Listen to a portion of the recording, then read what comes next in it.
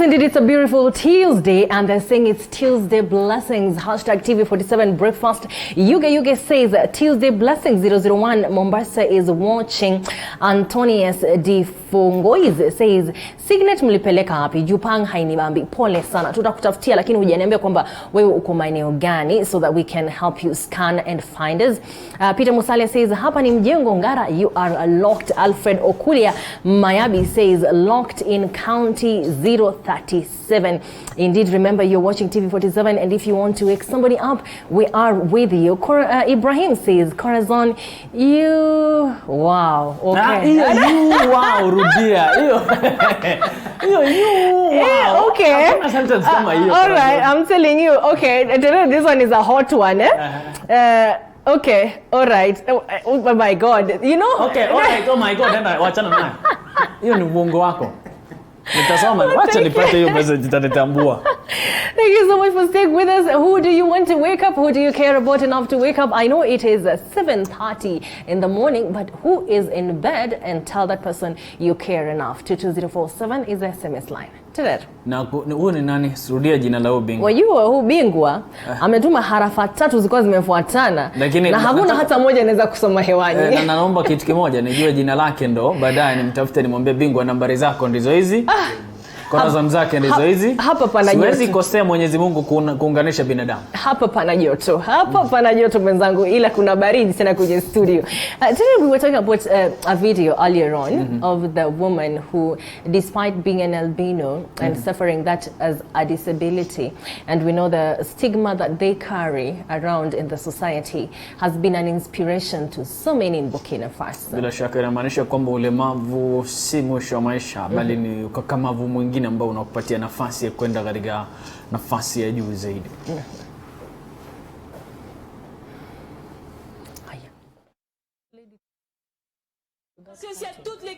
It's been a struggle to the top for Lynn Banti. The presenter of a popular daytime entertainment show in Burkina Faso has had to battle 2 doses of stigma. Firstly, that she is a female in a country where women are considered the weaker sex. Secondly, that she has albinism, a congenital skin condition which causes a lack of pigmentation in the hair, skin and eyes. I had to do the work. I needed the rage to win. I needed a lot of things, and my secret basically is that. My secret is work, determination, the rage to win. It's an oversized ego, and also my smile, because I'm always ready to go and up for it. West Africa Brief says nearly half of all women in Burkina Faso are married before they are 18, and 90% of the population believe unpaid care work is a woman's job. According to the not-for-profit organisation Action on Albinism, there is a common misbelief in Burkina Faso that body parts from people with albinism can bring power or good luck, making them vulnerable to attacks. Banti is no stranger to the threat. She says she has escaped 2 kidnap attempts and shudders as she recalls an ex-boyfriend who took clippings of her hair while she slept. Her response to such prejudice has been upfront, organising an albino fashion show in Ivory Coast and inviting guests with albinism onto her show. 1, 2, 3, top, c'est parti. On her Facebook page, she publicly condemns those who send threatening or demeaning messages because of her condition or gender. I'm not albino. I'm albibel, which means I feel good about myself. I think in a very positive way. My priority is not set by others. I always think about myself first, and I don't wait for the state to come and help me. No, I act. I initiate. I get training. I create a job. I do things. I am a lady boss. She says she would like to start a foundation so that her albino brothers and sisters can, as she puts it, rule the world. Jared, one of the most amazing things that I've ever seen in this life is one person taking a challenge and turning it into power. That instead of calling herself an albino, she says she's an albi-power. She has overcome whatever challenge and inadequacy that lives in her. Kusema kweli ndo furaha kubwa sana kuona kwamba watu wengi watatumia vibaya jina seru kwa sababu ya kukandamiza, lakini kwa sababu unataka kujenga jina la watu ambao wana ulemavu wa ngozi, sema ulemavu wa ngozi, usiseme seru. Ni kama unawakandamiza. Lakini amesema kwamba kuna nguvu katika kuwa albino, jambo ambalo naona kwamba ni nafasi kwake kung'ara katika taifa hilo la Burkina Faso. Kuna jambo moja amesema na nimefurahia, ni kwamba yeye alipopitia changamoto, kwa mfano ex-boyfriend kumfanyia dhihaka, aliamua kueneza kwamba watu wafahamu kwamba alifanywa vile ndo apate kushtakiwa ile bingo. I think it's a beautiful thing, and I think it's encouraging and to all of us this morning that whatever challenge you have that you find yourself with either by birth or by origin or whatever it is, instead of making that drag you down, you can actually take it and own it and be powerful with it. I particularly like women or admire women who have gone through very difficult situations, abuse, violence, rape, whatever it is, and instead of hiding like the Me Too movement in the United States of America, instead of hiding and feeling shame and stigma and depression, you come out with it, own it, and wield it as a weapon to save other people and also to take a higher place in the society. So a challenge can actually give you power. Naam, bila shaka inamaanisha kwamba ile nafasi ya mtu ambaye anahitajika afanye vile ni kwa sababu itampatia nafasi ya kuishi salama kama anapitia changamoto ambayo ipo ndani yake. Kama una ulemavu wa ngozi kwa mfano, itakupa nafasi wewe mwenyewe ikwe bomba unaishi salama. All right. Emmanuel, I know that you already present on the other side with the paper. Do remember, dear viewer from home, that you have an opportunity to talk to us through everything in our discussion, and somebody can still be walking up. The SMS line is 22047. Who do you care about to holler this morning? And even as you go through the papers, you can also talk to us online and tell us what you think about what we're going to be discussing. Today, I have one disturbing news article on this end, but I know you will be tackling that before I get it. That apparently the number of girls within the age of 10 and 14 who get pregnant is the highest in Nairobi County. Oh yes. Quite disturbing, isn't it? Na mimi tumezungumzia sana Homa Bay leo asubuhi, sio? Kwa sababu ya kuwepo na umaskini. Lakini jiji la Nairobi mbona sasa hivi jiji la Nairobi linapitia changamoto hii ya kuwepo na hali duni ama hali ya kuwepo na memba za mapema katika kaunti ya Nairobi ni changamoto ambayo ni kubwa zaidi kuwahi kuonekana. All right. Take it up, let's look at what's in the BD. Yes. Kwangu katika kurasa hii ya kwanza labda nikupatie tu kurasa wa kwanza, acha niregelee ndio tupate kufahamu kuna nini haswa katika ukurasa wa kwanza. Shortage of drug looms over corona. Taifa la Kenya linayumbayumba kwa sababu ya kuwepo ukosefu wa dawa zinazotosha katika kutibu ama ya matibabu haswa sasa hivi. Lakini kubwa, mpenzi mtazamaji, ni kwamba taifa la Kenya linayumbayumba kufuatia hii, na lakini naamini kutokana na ugonjwa wa corona, virusi vya corona, sasa hivi hali tete katika taifa la Kenya, hasa tunapopitia changamoto la kujikinga dhidi ya corona. Katika ukurasa wa pili, mysterious cult like group catches attention of states. Naamini utasoma sana katika ukurasa wa pili gazeti la The Daily Nation. Kama unafuatilia gazeti hili asubuhi ya leo, mpenzi mtazamaji, ndo inakupa taswira haswa zaidi. Lakini najua dadangu Corazon hapa utapenda sana kuzungumzia kwa sababu ya kuwepo katika vyombo vya habari sana. Ruto has been stripped of state roles, says ally. Kuna mtu ambaye anasema tayari naibu wa rais William Ruto amenyang'anywa kazi fulani katika ikulu, jambo ambalo tutafuatilia na mimi utazungumzana sana na mchanganuzi siku ya leo Mark Vivian. Vile vile katika ukurasa huo ukurasa wa 4 na 5, Haji bid to withdraw CS Kin fraud case rejected. Ni katika ukurasa huo. Vile vile katika ukurasa wa 6 hadi 7 asubuhi ya leo, shortage of drugs looms as China India act on corona. Na mimi ni kupatia tu taswira kamili kwa undani. Corazon, kazi kwako. Now, thank you very much, Emmanuel Terrer. We do have more definitely on this other side, even as you prepare to tell us what our viewer is saying online so that we are together. I know some people are still waking up this morning. You know, not everyone is an early riser like you, my friend.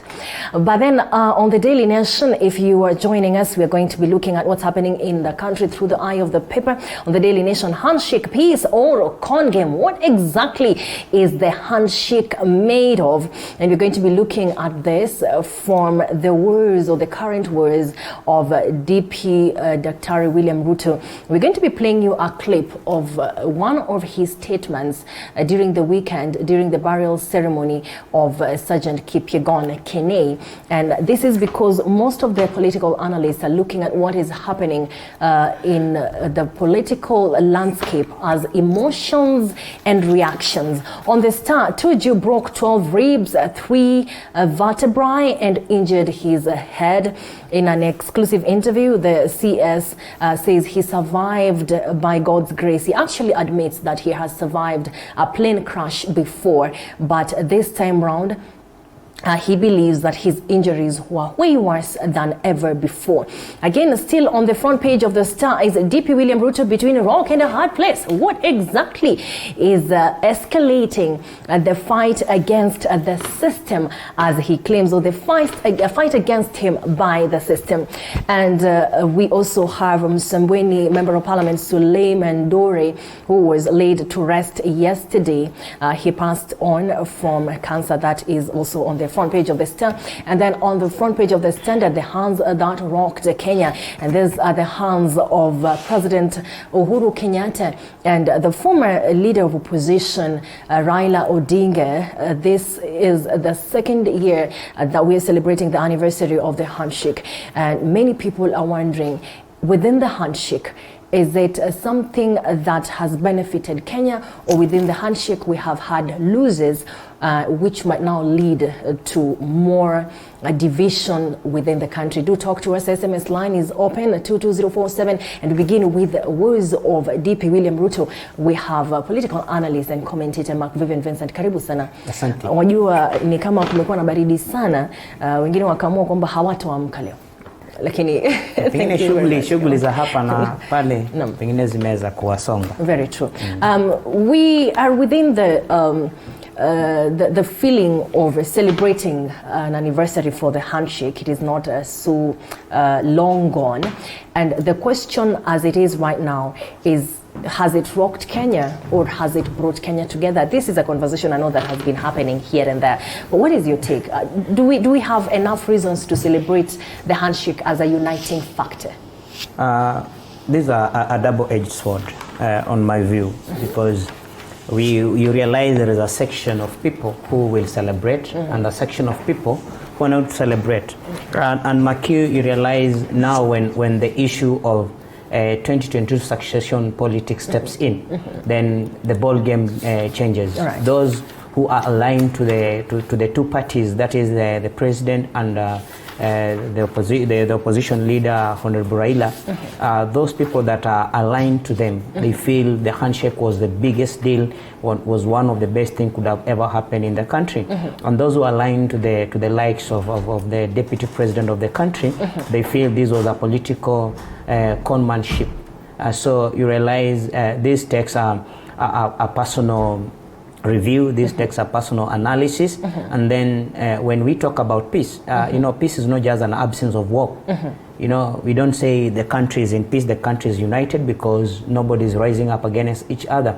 There are so many factors that contribute to peace. There are so many factors that when are not checked, you may think somebody is at peace, but somebody is struggling, somebody is stressed, somebody is under issues that are oppressing them. It's only that they don't have a right platform, they don't have maybe the right mechanism to air out where they feel that the grievances. So far so good. The only thing that we can say through the handshake is We have seen people transversing, crossing from one region to another. There is that level of animosity as far as the election, post-election violence is concerned, is no longer there. Right now, we are being faced by the issue. Can we conclusively say that the post-election violence is not there? Because right now, as it is, we are already in a position where we are seeing leaders throwing hatred in the air. Yeah, I can't say that we are conclusive there. That's why I started by saying very categorically that those aligned to the president and the leader of the opposition, Honorable Raila, they feel it was a big deal and everything is settled. That good feeling is there, like right now. Like you see, like on the weekend, you saw the president and the opposition leader Raila Odinga. They were together watching a game. Salam Davadu was there. And on the other hand, you realize those aligned to the deputy president, they are also having their own rally. So you realize it's a divisive thing that. Unfortunately, when we look at the handshake people are not looking at it as something that has come to unite Kenya, but something that has come so that it can place these leaders strategically for 2022 succession. All right, and some may actually think that this is a deliberate plan, that those who put the handshake together, because we know today is also an important day, the task force behind BBI are concluding assembling or consolidating views from the public, and this was born out of the handshake. So some people may actually look at it as a deliberate plan right from the foundation level to keep some people in power, as others in the opposition wing of the whole thing are also looking like they're deliberately opposing because they have power, ambitions to get to power, and they feel like this is going to put them out. But before we go too far, one of the most interesting things that happened yesterday is that one leader associated with one wing within this conversation was not very much appreciated during Mheshimiwa Dore's burial ceremony. Take a look at what Mbadi had to say during that burial and the reception that was. Take a look at what Mheshimiwa Mbadi had to say and the reception that was from the coastal residents who attended Mheshimiwa Dore's burial. And you will allow me to say this because I know hapa nyinyi ni Waislamu, si ndio? I'm a Christian. So nikitereza kidogo mnisamee. Lakini lazima niseme jambo moja. Those who know me know Mbadi must say his mind. If I don't speak my mind in 1 minute, nitakuwa na shida sana hata usiku. Offices we are given, whether that of a member of parliament, MCA, governor, or president or deputy president, is a public office held in trust for the people of Kenya. And you must, Article 73 of the Constitution says, you must conduct yourself with dignity. You must give respect to that office.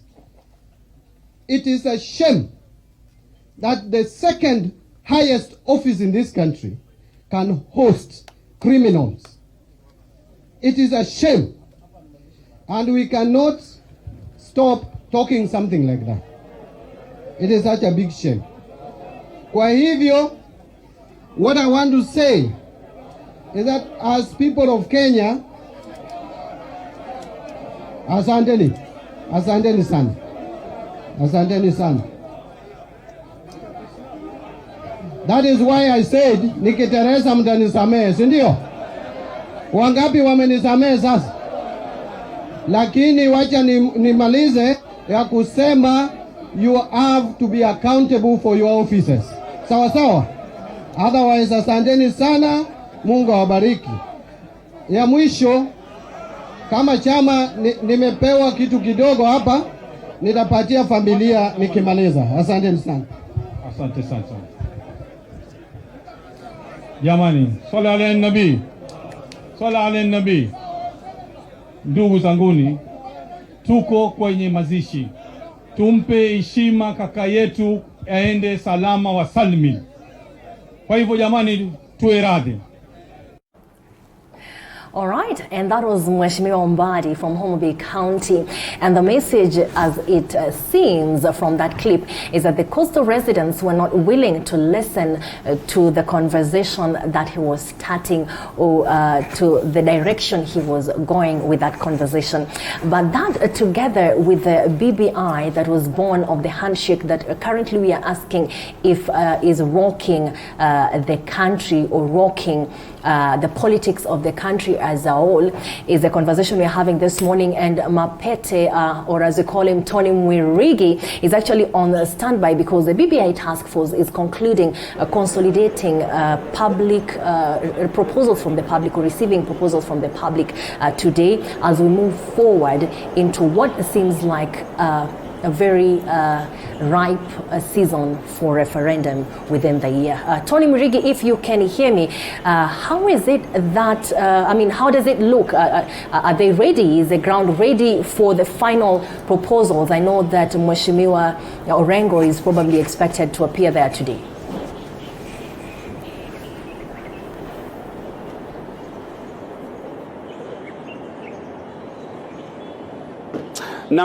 Nam, asante sana mwenzangu Corazon Stefan, na kupata kwa njia iliyo safi sana kutoka hapa jijini Nairobi siku ile ambapo ni mwisho, ama leo ni siku rasmi ambapo basi itakuwa ni mwisho wa vikao vya BBI ambapo basi imekuwa ikiendelea kutoka mwezi wa Februari mwaka huu. Bila shaka mtazamaji, itafahamika kwamba mwaka huu ni kwamba tarehe 5 Februari mwaka huu ni kwamba vikao hivi vya BBI viliweza kuanza rasmi katika jumba la KICC hapa Nairobi, na bila shaka basi tumeweza kushuhudia vikundi mbalimbali humu nchini Kenya vikizidi kuwasilisha maoni yao. Mtazamaji, siku ya leo ni kwamba vikundi kama vile wawakilishi wa seneti, wawakilishi wa bunge la seneti wanatarajiwa kuweza kufika mahali hapa, ikiwemo yule ambaye ni mbunge, ni kiongozi wa wengi katika bunge la seneti ambaye ni Kipchumba Murkomen, na vile vile ambaye ni kiongozi wa wachache katika bunge la seneti ambaye ni James Orengo, ambaye vile ni seneta wa Siaya. Siku ya leo anatarajiwa kuweza kufika mahali hapa. Mtazamaji, kumbuka siku ya jana tumeweza kushuhudia viongozi mbalimbali ikiwemo wawakilishi wa chama cha walimu humu nchini Kenya ambacho ni NATO waliweza kufika hapa jana, na wameweza basi kuelezea maoni yao mbalimbali pamoja na mapendekezo yao ambao wangependa jopo kazi la BBI kuweza kuingiza katika ripoti yao ya pili ambao wanatarajiwa kuweza kuichukua hivi karibuni. Mtazamaji, siku ya jana vile basi tumeweza kushuhudia wale ambao ni viongozi wa walemavu, wakiongozwa wale ambaye ni mbunge mteule ambaye ni seneta ni mbunge mteule ambaye ni David Ole Sankok, aliweza kufika mahali hapa mbele ya jopo kazi la BBI na kuweza kuwakilisha jamii ya walemavu na kusema kwamba wangependa baadhi ya nafasi za serikali kuweza kutengwa. Bila shaka hapo siku ya jana Sankoko alisema kwamba angependa iwapo nafasi ya waziri mkuu itetengwa, angependa basi nafasi ya waziri mkuu nchini Kenya iweze kutengewa wale ambao ni walemavu. Vile mtazamaji, siku ya Ijumaa wiki iliyopita tuliweza kushuhudia wale ambao ni viongozi wa baraza la magavana humu nchini Kenya, kwa lugha ya kimombo wanafahamika kama the COG, ambao ni Council of Governors, waliweza kufika mahali hapa wakiongozwa na yule ambaye ni gavana wa Kakamega ambaye ni Wycliffe Ambetsa Oparanya, ambaye alisema kwamba angependa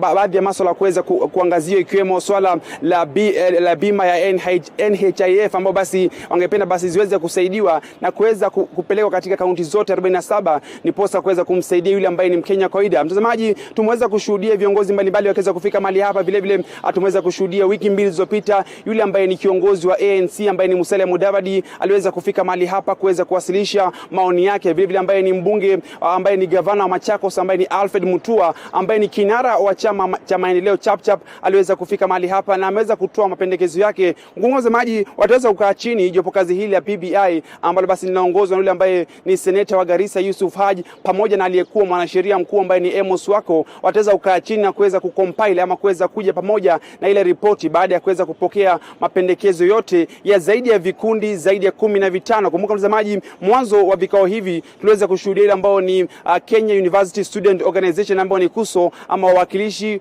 wa vyuo vikuu humu nchini Kenya waliweza kufika mahali hapa na waliweza basi kupelekea ama kuweza kuweka mapendekezo yao chini ya jopo kazi hili la BBI. Kwa mtazamaji, ni mengi sana ambao yamekuwa basi yakiandaliwa ama yakizidi kuongelewa katika jumba hili, na kikubwa zaidi ni kwamba jopo kazi hili liliweza kuteuliwa tu mwaka wa 2018 wakati tu kuweza kutokea ile ambayo ni hali ya uwiano kati ya viongozi wawili ambao ni Rais Uhuru Kenyatta walipoungana tarehe 9 Machi mwaka 2018 kati ya viongozi wawili ambao ni Rais Uhuru Kenyatta na Raila Amolo Odinga. Na siku ya jana iliweza kuwa ni miaka miwili ilitimia hapo jana, miaka miwili tu tangu waweze kusalimiana au mkono wa heri ambao kwa lugha ya kimombo ni handshake, na siku ya jana iliweza kuwa ni miaka miwili. Kwa mtazamaji, jopo kazi hili litaweza kukaa chini na kuweza kuja na ripoti haswa ya baada tu ya kuweza kupokea mapendekezo yote ambao vikundi mbalimbali zaidi ya vikundi 15 vimeweza kuja hapa na kuweza kutoa mapendekezo. Na siku ya leo ni wale ambao ni viongozi ama wawakilishi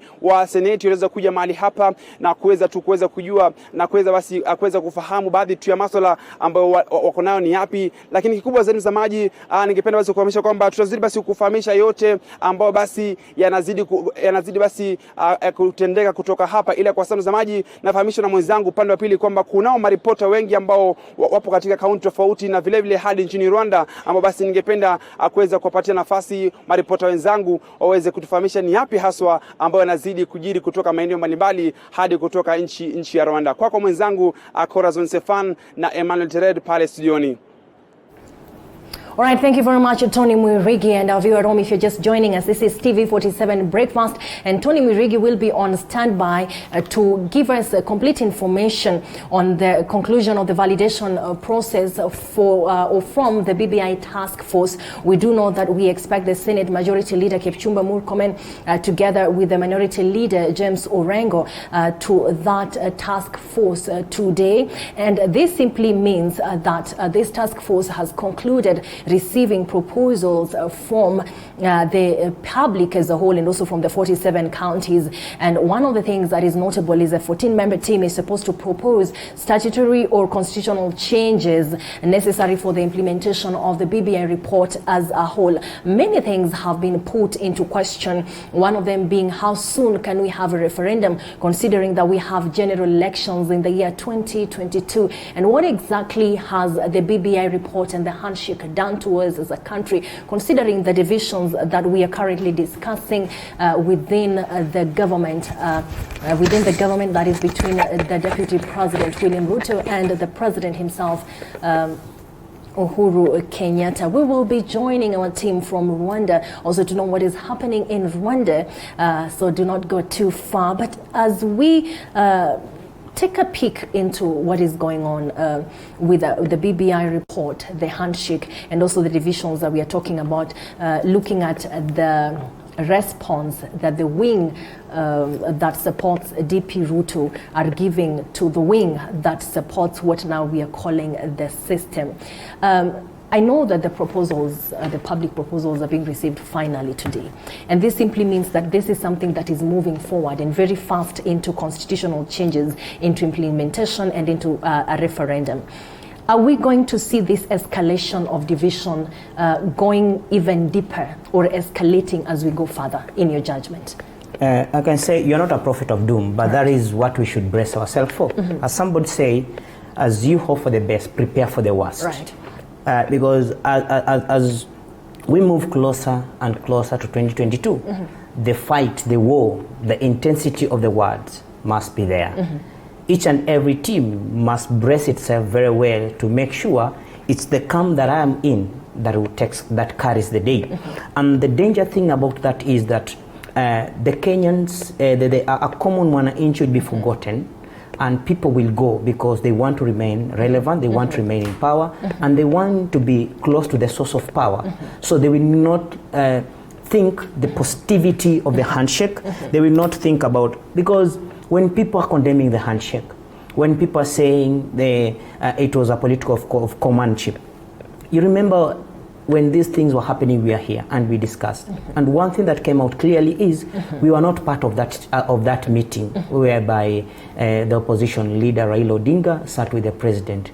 What we saw is only them coming back to us and telling us this is what has happened. So for me, I believe we have a chance and we have to give us a benefit of doubt. Let us wait for this report.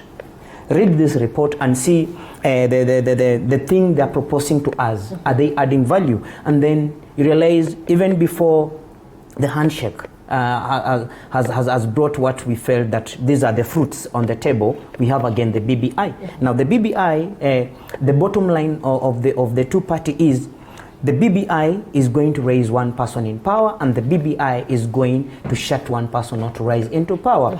But you see, when we have such a kind of focus, it creates animosity, not only in the political arena, but even for us people who are supporting this. Because if I am a Ruto diehard, then I won't agree to BBI. If I am Raila diehard, I will not agree to anything that opposes BBI. So you realize our priority are not good. And we have 9 points agenda in this BBI thing. Why don't we come out clearly and be told, these are the 9 points, and this is what, and for me from onset I will tell you, and this is always my stand as Mark Vivian, not as TV47, that one, I don't agree with BBI simply because we have also other reports.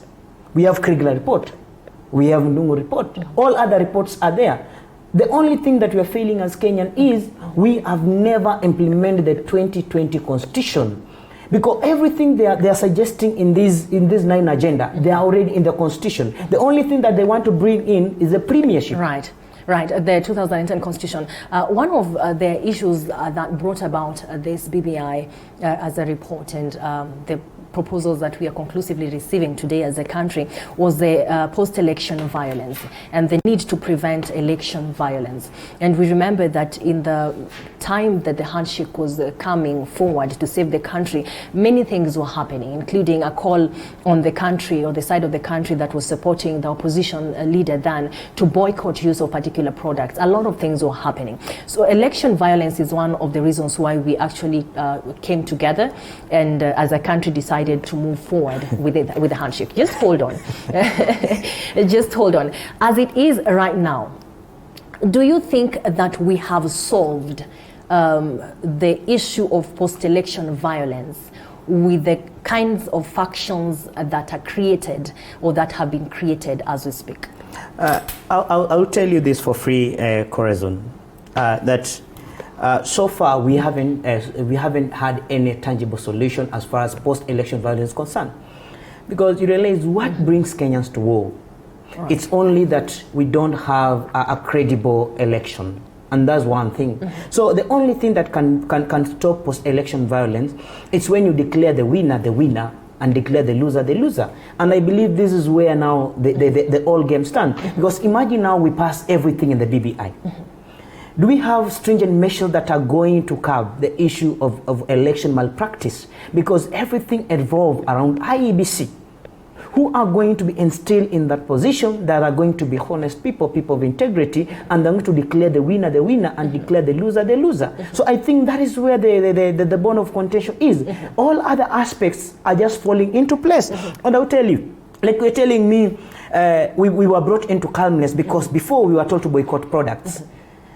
Honestly, we were told to boycott products. Then, when did it come that the products that we boycotted that are now back to the market? Who sat with them? No. The issue then was that the opposition leader, the people, the supporters of the opposition leader were charged. We had an opposition leader who had sworn himself in as the president I of the remember. people. I was there. Boycotting products was one of the things that were supposed to come as a rebellion, you know, towards the system. It was a rebellion. Right. But you see, if you tell me to boycott a product, I boycott this product, and you're not giving me any measures of getting another product, because you realize the product that we are being stopped. We already had people as close as our friends who decided that even for communication purposes they would not use one product, they would use another. I know. So such things already happening, they would have been detrimental to our economy. They happened. Right. They happened. But you see, we were boycotting Safaricom. Let us call a spade a spade, and we are going to Airtel. Airtel would have benefited as a product, and it's in Kenya. But the problem is, that is like I'm twisting ourselves. I'm twisting the economy. You know, once we have measures that are propagated in the right sense and in the right manner, that this is what we want as a Kenyan. And you see, we should start by the IBC, because the bone of contention, these other things are just how do I call is like the dependent things. So if we have the right election overseeing body, IBC. They should be brought into task. And they should have the biggest penalties if they mess up with the election, because everything starts there. So if we have just right people in position to handle the election of this country, people of integrity, right, then maybe we would we will stop this issue, because at the end of the day, we have the handshake, we have the BBI and everything. Then we go to election. Then one of the contestants feel, I want it fair and squarely, but are being denied. Right. Do you think he's just going to sit down and say it's okay because this is the culture of the nation? No, he's going to revolt. It doesn't mean it can either be Raila, it can either be Mudavadi, it can either be Wetangula, or it can either be my deputy president William Samoei Ruto. So it doesn't matter who is going to vie, but what matters is when the person loses. All right. Will he lose with that dignity? Right. And when person wins, will he be glorified with the same dignity of winning? All or right. he was going to be denied it? Good. And we already know one person who is vying and has declared it. The Deputy President, Dr. William Ruto, has already said that he's vying for the presidency. And in the weekend, he actually talked about the system of forces that are trying to stop his ambitions. This being accusations thrown at him. One of the accusations that he's responsible for the malpractice that happened in his office that led to the murder of Sergeant Kipyegon Kene. Listen to what DP Ruto had to say. Tulikana kuna njama hii ya ununuzi wa mabunduki na ilikuwa inafuatwa. Mbona walikubali hiyo njama iletwe kwa ofisi yangu, huyu kijana aingizwe ndani, baadaye dakika chache wale washikwe, na baadaye huyu kijana akauawa? All right. That was the Deputy President, McVivian Vincent, yes, talking about the slippery slope, the division, the conclusion of what election violence, or what would mitigate, or what would escalate post-election violence, and this kind of conversation. This kind of emotions being thrown, for instance, what we have seen. What is your judgment? Where are we heading to? It is, you know, like, that statement did not just come from a commoner. Right. It came from the second most powerful person in the nation. This is we call him number 2, second in ranks. And if we can stand on such a podium and cry fall that there are people who want to fix him, then that sends a very negative message to the entire nation, and especially to us maybe who support him. And I think that is something that we really need to interrogate. And again, maybe to say, you know, like when we are here, we have to put the country into order. Because you see, if Deputy President of this country can stand and cry foul that people are fixing, what will Corazon say? Are his questions valid? Because we have Kotu Secretary General, for instance, who angrily crashed his phone and says that this was evidence enough that he lacks integrity. He himself has spoken of him not being commander-in-chief and not being responsible for tenders like this one. Yeah, that's what I'm saying. Are his questions valid? Why do I say like that? Right. Because this is a person who sits in the security meeting. This is a person that, you see, the ranks of the DCI directors, Ruto is above them, the deputy is above them. But you see, if we can come and cry about them, it's just like you crying about your kids, that you lack proper mechanism to discipline them, you lack a proper mechanism to question them. Because I believe when deputy president sits in this meeting, he has the capacity and he has the right to question them. So my point is this, and again, when we talk about systems, you know, what are the systems? Because we have levels of the system. We have the deep state. We have the provincial state, which is quite abstract. Yeah, we have the KDF. They are part of the system. We have senior civil servants. They are part of the system. We have provincial administration. They are part of the system. So when you talk about the systems, who are they? We have the CS who are part of the system, and we can't say that all these are against the deputy president. They are not. They are not. So we have to look. Is it a witch hunting? Is there anybody? And you see, as Ali, the question that he asked, if they knew all these things are happening, why is it they allowed this young person, or they allowed HSA to come to his office and propagate all these things. And you see, it is clearly this guy never met deputy president in that office. So who is behind this? So I think yesterday when I was watching news as well, I realized there are 9 people who are persons of interest in the same case.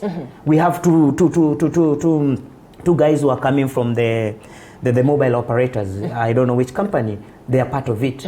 So when we are looking for to unmask everything that is happening as far as the deputy president is, we have to be very careful. All right. The other question is because many leaders have called it different things. The former Kitutu Mesaba member of parliament called this breaking down, that the deputy president actually broke down. It's not good for leadership. Kericho Governor Paul Chepkoni actually also appealed to the government to enhance his security, because after his security personnel died, then that endangers his life.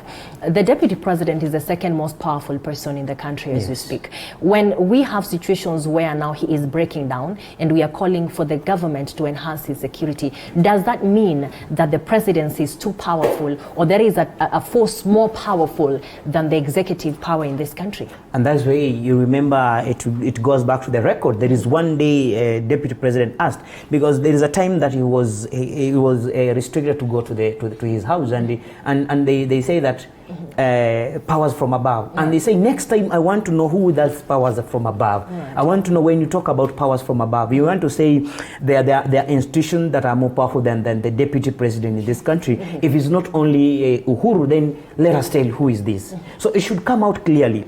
Is it the president of this country that is against his deputy, or we have people who want to manipulate circumstances and issues to create that war and create that division so that the deputy president can be found on the wrong foot? Right. Okay, let us put a full stop here for today, because I do know that this conversation goes on, and other people have actually said that for as long as the political squabbles remain between hustlers and non-hustlers, then maybe we are safer than when the political squabbles are between one tribe and another. But that aside, another issue that is arising right now is early pregnancies. And when we come back from the Rwanda team, we probably should ask ourselves why the numbers in Nairobi County are more than any other place, especially talking about pregnancies between the age of 10 and 14. I remember my friend Terrell earlier on, yes, Nairobi County. Yes. My friend Terrell earlier on asked if other counties have been called out because of poverty when it comes to teenage pregnancies. What about Nairobi County? We'll be coming back to that, but we have a very able team all the way in Rwanda this morning joining the TV47 breakfast team. And Diana, if you can hear me, then welcome to the TV47 breakfast show. What is happening in Rwanda? What is trending in Rwanda? I know the other day you told me it is quite warm. Here in Nairobi it's a bit chilly. Good morning, Diana.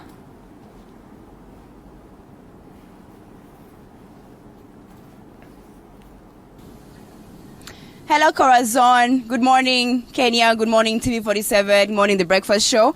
So today we're going to be reviewing what's trending, the issues that are being discussed, the topics that are trending here in Rwanda.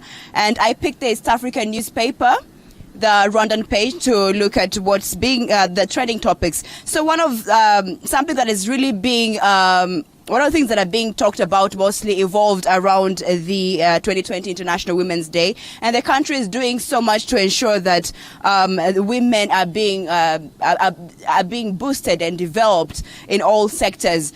Today we're looking at an event that will be organized that will be carried out on the 13th of March. That is meant to promote women art. So there will be like a female artist exhibition at the Art Museum. And aside that, we also have another event on the 21st of March. Kigali will be hosting the Continental Culture Gala. And this gala is expected to attract revelers and cultural experts from African countries to celebrate culture through different performances. So basically, these are the events that are mostly talked about here in Rwanda. And besides that, another issue that is highly discussed is how young entrepreneurs, the challenges they're facing. For instance, last year there was an online TV platform that was launched, and that is Zachu TV. And this TV is basically meant to promote and market Rwandan films. So basically, people on this article I have here, there is a discussion on why Rwandans are not subscribing enough to this online TV, and what does it take for Rwandans to support local films. Last but not least, there's obviously a lot of conversation in regards to the coronavirus outbreak. Rwanda is doing a lot of measures to ensure that the country prevents itself from this virus. There's a lot of concern on whether the CHOGM 2020 that is meant to take place this year will still take place, but there hasn't been any official statement released from the official for the officials that are organizing this event. So this is something obviously we have to follow up on, and through newspapers and also all media outlets to see whether CHOGM 2020 will still be held. So that's pretty much it from the East African newspaper, and next time I'll come with a different newspaper and then we'll review it. Thank you so much. Back to you. All right. Thank you very much, Diana. Emmanuel Terrer has a lot to say this morning to you, but I believe you will have to communicate through other channels. Asante sana. I know we will meet again tomorrow as the update is. Definitely, we are very much in touch and present in Rwanda. This is TV47. Do talk to us. Our communication channels are open. The SMS line is 22047, and you can call in live. The number is right down at the bottom of your screen, and RTV47KE on Facebook and on Twitter. One of the most disturbing reports this morning, according to the population and development, that is the NCPD, that is a report that was given by the National Council on Population and Development, is that girls aged between 10 and 14 are leading in pregnancies, especially in Nairobi County. And that could be disturbing or might be disturbing, especially because early pregnancies and teenage pregnancies have been associated with poverty in the past. But why exactly do we have this escalation in Nairobi County? Do give us your opinion as well. McVivian, I have no idea if this is disturbing for everyone, but for me it would be, because I know that Homa Bay County has led for quite some time consistently. I know that the counties in the western region have also led in the previous years, and this has been associated with poverty. 10 to 14 years. These are very young girls in Nairobi County. Having worked with the several foundations and organizations, what do you think would be causing this? I'll say, for me, it does not get to me as a shocker. Right. It is something that I have to say, and there are things that are very much contributing. When we say Nairobi is a capital city, and we don't expect this because other regions have been associated with the same because of poverty index, I would say if there is anything, we have to agree and accept that Nairobi harbors more slums. And with slums, we have so many challenges whereby families live in a poverty index of whereby they cannot fend for themselves. Secondly, we realize that it all comes again to the moral fabrics. They have been destroyed. And why does how does this come maybe in? Before sorry for cutting you short, before you moved to the moral fabric, you have talked about slum areas and people not being able to fend for themselves. How does this directly contribute to early pregnancy? That's what I'm getting there.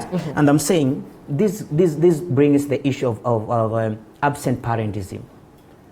When we have parents who are absent, and why are they absent? Because they are going out to fend for their families. So a parent cannot just stay at home to take care of the family. So that also gives a chance for these kids, because they are children, someone can take advantage of them. And I believe we parents, we concentrate so much more on making money than building our children, than building our families, to the point we feel the most important thing that a man can do, or as a mother or as a father can do, is go out there and get as much as I can. And in the process, you become so much oriented with making money, and then you forget a very vital cord of the family, whereby you have to nurture and raise your kids in a moral, upright ways.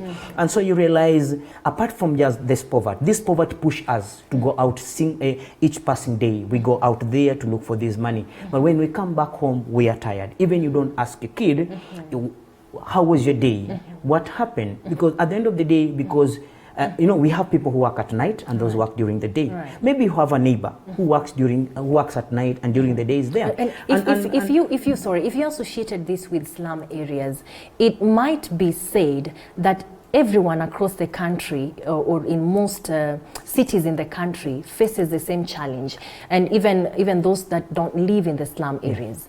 Then why would Nairobi be a victim more than others? Because we would say that those who live in Eldoret the same. Secondly, the population of Nairobi. How many people live in Nairobi? So you realize the population index, how many? The push and factors. Because it is recorded that each day we have 500,000 immigrants who are coming back to Nairobi. So you realize the issue is the poverty index. We can never ignore the issue of poverty. And this poverty does not only push the parents only, they push even the children. Because you realize, and you see, I will always use as a point of reference, because we have always moved with you and we have seen what poverty does to young girls, whatever. We were with you in Kisumu, and you saw it. Kids, they're in prostitution, a 14-year girl, and she tells you, I have a kid. And as you see, there is something I'm trying to develop, and there is a policy I'm trying to engage with the government that, like when we talk even the issue of youth fund, women fund, when you're under 18 years, you're not in this category. And you realize most of them, the way you're just saying, the index say it's from 10 to 14. So even when you talk about youth, they are not in the bracket. They don't have even an ID. So they are not entitled to these funds. So we must have a policy that need to accommodate these single mothers, because right now, once she has a kid, she's already a mother. Right. Once she's pregnant, she must be taken care of. But there are government provision that they can't access because their age bracket. They are not youth, they are not women. And so we have to have policies that should also incorporate these young girls. And take care of them. The number is a whooping 20,828 teenagers between the age of 10 and 14 who visited facilities for antenatal care. And the number is huge. Why do you think that we have such a huge number of children? Because they're basically children, not even teenagers, getting pregnant or pregnant prematurely in Nairobi County. Talk to us and give us your opinion and judgment. But even the other day we talked about Mombasa, or the coastal region, being a very unsafe place for girls or young girls because of tourism and it's called sex trade, or prostitution for children and all that. Why is it that this number is higher in Nairobi? Is it still because of the population in Nairobi as compared to the coastal region? And again, I say we are talking about a minor, 10 to 14. Call a spade a spade. If I want to have sex with an elderly woman, she may also want to put into measure, say, no, I want us to use protection, I want us to do this. But you see, these are minors. And when you want to sleep with a minor, you control this person. So, and McHugh, they don't have maybe that issue of having the other prevention measure to get a pregnancy. So once they just have, they have this intercourse, they get pregnant. But you see, because of their age, because of their understanding, and the manipulation that comes in, because maybe the parent did not provide, when as a parent you went to work and you did not leave food for your child, the neighbor invites this kid in the house. I say, I'm going to give you, and you see, they know what to do. They know what they can give them that what the parent does not give, and what is the main agenda. Because I want to sleep with this kid. So because you are also an absent parent, when you come home, you don't even want to inquire how the day was. Maybe the first day this kid went to this house, this man tried to touch this kid ran away. And when you come back home, if you sit down with your daughter and ask, hey, Daddy, I went to this house, and this is what Mark Vivian was trying to do to me, is going to raise an alarm. But if I come today, I go back to the house at 10 p.m., I just go straight to bed, I sleep. Like this man, he may push. And you see, they say persistence wears out resistance. So at the end of the day, this man will sleep with this kid, the kid will get pregnant. So I believe it's all about the society. And again, we have men who takes advantage of these kids. And you see, it's not just about, and you see, the shocking part is, you see a mad woman walking on the street, and this mad woman is pregnant. You see these street kids, they are pregnant on the street. And you see, you may start saying, oh, they live with other street kids on the knee. But if you follow up, you realize it's just a honorable man, a man with full sense that impregnated these people. So we are living in a society whereby the moral decay is of high. The fabric of moral has gone beyond, and we are now just living in a moral society whereby we don't have conscience. Because if you get a 10 to 14-year girl and you impregnate this girl, you know, that is it's out of this. It is out of the world. It's unimaginable. I do know conclusively that we may not be able to lift out poverty today or tomorrow, because it requires policies, and government policies take time to implement. I also know that we're not going to be able to lift the numbers of the population, and parents may still continue going to work or working hard for a long time. What is it that would be an instant measure that would handle this instantly? Because I'm thinking, instead of looking at this as 20,828 teenage pregnancies, there should be 20,000 abuse cases that should be handled as abuse cases, because a child between the age of 10 and 14, this person has been abused. Yes, this is a minor. And even talking about children who are pregnant on the street, these ones are abuse cases. What would be the instant solution? I think there must be some stringent measures, and one of it is that everybody found culpable should be faced with the full force of law. Unfortunately, the perpetrators always know how to go around it. Unfortunately, we as family members, we know how to cover the perpetrators, and we say, you know, he's your uncle, you know, he's your neighbor. So this neighbor has been assisting us so much. So if you go this, you're going to spoil their reputation. What kind of law would deal with this? At the expense, severely, yes. At the expense of this minor. We want to feel good at the expense of the minors. Of which I know the law stated very clearly. If you read in the Constitution, the Child Act in 2018, it stated very clearly. The penal code stated very clearly that if you defile, no, this is not a rape, this is a defilement. Because if you have an intercourse with anybody below the age of 18, that is a defilement. You have defiled. Yeah. And as young as 14, maybe it doesn't know. As you talk about the law, there has always been an assumption that the law cannot successfully penetrate into a home or through family ties, because they can safely, hide a secret and cover such perpetrators. Is there any way the society can penetrate or can allow the law to penetrate past the family ties and bonds? You know, there is nobody above the law. So if the law are being used in the right way, if the society can stand up and advocate against the vice, then the perpetrators will have nowhere to hide. But you see, we are the people hiding. And you see, it's the same story whereby we are told one day an hyena was in one village, and it has eaten cows and it was being chased. It found a woman in the farmland, and the hyena pleaded with the woman, "Oh, cover me, people are chasing." And this woman covered the hyena. When the villagers came and asked, "Have you seen the hyena?" Said they didn't see. So he directed them. The hyena has gone on the other end. So when they left, when the woman now had covered the hyena, said, "You have covered me, but I'm hungry, and I want food, and you are my food." So the woman tried to plead, but it was too late. The hyena ate up this woman. So we cover things that one day they're going to get to us. It is not my daughter who is in the same scenario, because it's a neighbor and whatever, and I want to cover this. Tomorrow will be my daughter. Will I have the same guts? Will I have the same audacity? Will I have the same moral authority now to condemn this? Because we are the perpetrators. If today I sleep with a minor and I have a daughter, when somebody else does that, and I believe I have a very practical example, and we took it to court, because there is somebody who used to sleep in the minor up there in Langata, and this is somebody started sleeping with the daughter. So and the daughter is a minor. I think the daughter was 12 years. So when this man came, like, he want to attack this man, say, "And you have also been sleeping with other people's kids. So where do you have the moral authority to condemn me?" So you think sleeping with other people's kid is right, and then when you are this being, then you feel it's wrong. So you see, it hit this man very hard, to the point now he felt, wow.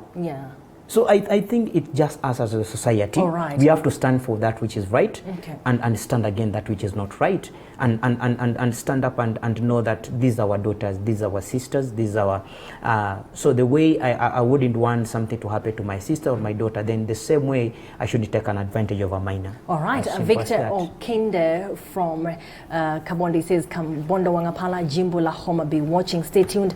Do remember to talk to us and tell us exactly what you think. Whooping 20,000 2,828 children between the age of 10 and 14 visited health facilities for antenatal care in Nairobi County. We have the numbers leading with 2,432, followed by Nakuru and Kajiado, and these are urban centers. But McVivian, another statistic actually brings out Narok County leading in the list of shame for premature pregnancies, followed by Homa Bay County and West Pokot and Tana River and Nyamira County. This is Nimseto Wama County, because we would have expected this list of shame to constitute of maybe counties from the western region only or from the coastal region only, but as it looks, Narok County is far from the western region, Homa Bay County is on the other end. On this Narok and Kisii, the culture is a very big factor in this, because once a girl, she's circumcised, for them, they believe she's now a woman enough,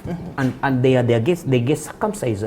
The female genital mutilation that happened, that we have always advocated against, because once a girl goes through that and they go through it at the age of 10, they believe she's now a full woman, and who can be married to any man, who can the highest bidder. And see, that is the saddest thing. So in some region is culture factors. We believe once the girl is 10 years, has undergone the female genital mutilation, then she's a woman enough, she can be married. And see, that's why the prevalence of the number of pregnancy is also premature pregnancies. We have Homa Bay County following in the list of shame, and then we have West Pokot, Nyamira, and also Tana River. What would be the contributing factors in these other counties? I think in Nyamira, the issue of circumcision is still the same, yes. But the issue of Homa Bay, I believe, is the issue of poverty. And you realize the same instance, if you go and get the statistics right, where we have very many minors with pregnancy, then the number of HIV infection and STI is very high. It's a rampant. Observe like Homa Bay. It's one of the leading counties when it comes to HIV prevalence. Why? Because these girls are used to go, the parents are using these girls as a bait to go to the shore of Lake Victoria, so that they can exchange, they can have sex trade with the fishermen. So in exchange of the fish, they bring back to the family sell, and they make a living. It is something I've been trying to follow up as far as the Kisumu issue and the prevalence of HIV/AIDS is concerned. So I think for Homa Bay, it's just the same. Poverty. And Nyamira, we also have the issue of circumcision. In 2018, National AIDS Council actually reported that 430,825 teenagers aged between the age of 10 and 19 visited antenatal facilities. That simply means that we have the numbers rising to close to 500,000. But the most worrying issue here is that some of these cases actually end up in death because of suicide. Do talk to us and tell us your thoughts on this, 22047, and you can also call in live. These issues now go in tandem: depression and suicide and early pregnancies. What kind of stigma comes with premature pregnancies in the society?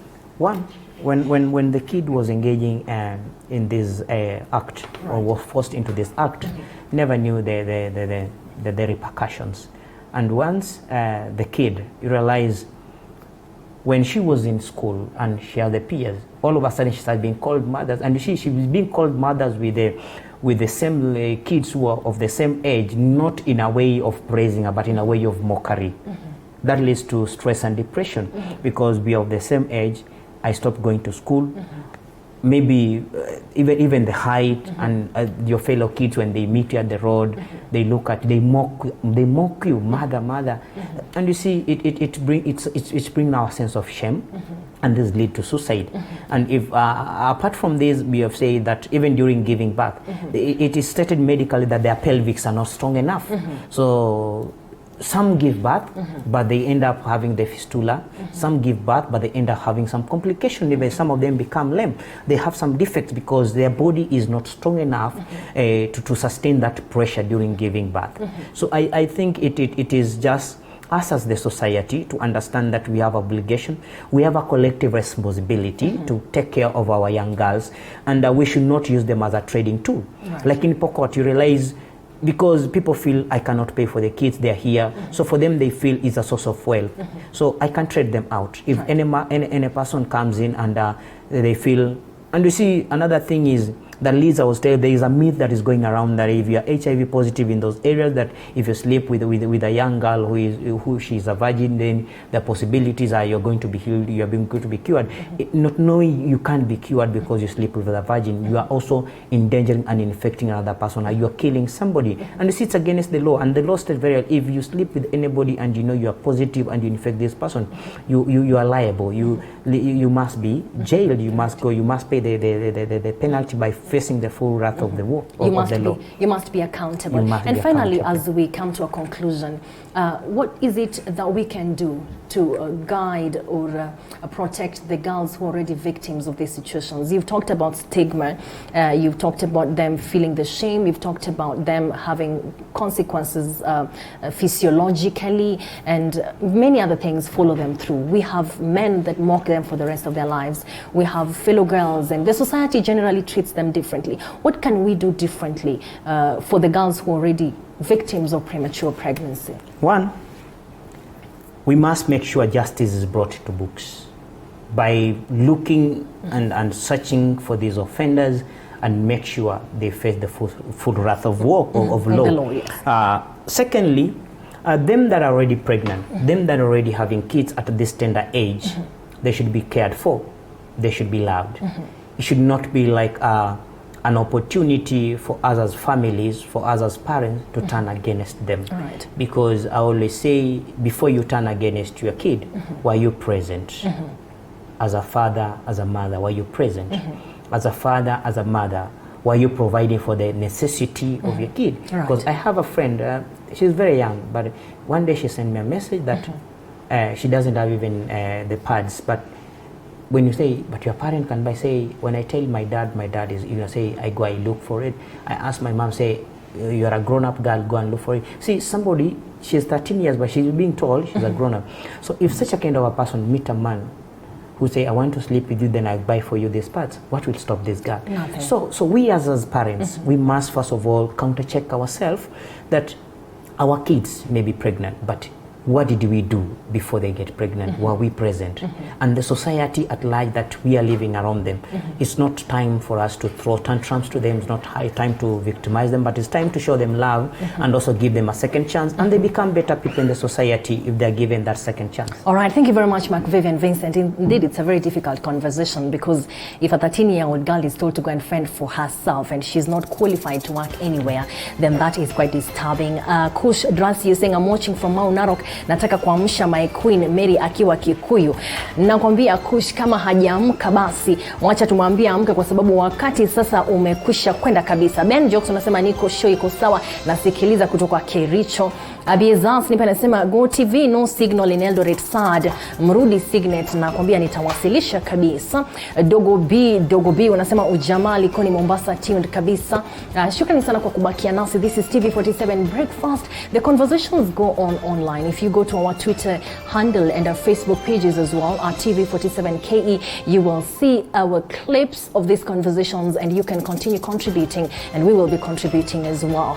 But then we have a saxophonist who is going to be joining us on set, even as we join Tereri Manuel and his team for what's trending Gumzo Mitandaoni. We always say Kenyans will not miss an opportunity to crack your ribs with the memes and the videos that go around. Don't go too far. The hashtag remains hashtag TV47 Breakfast. My name is Corazon Stefan. Coming up next is Emmanuel Terrer with what's trending together with his team.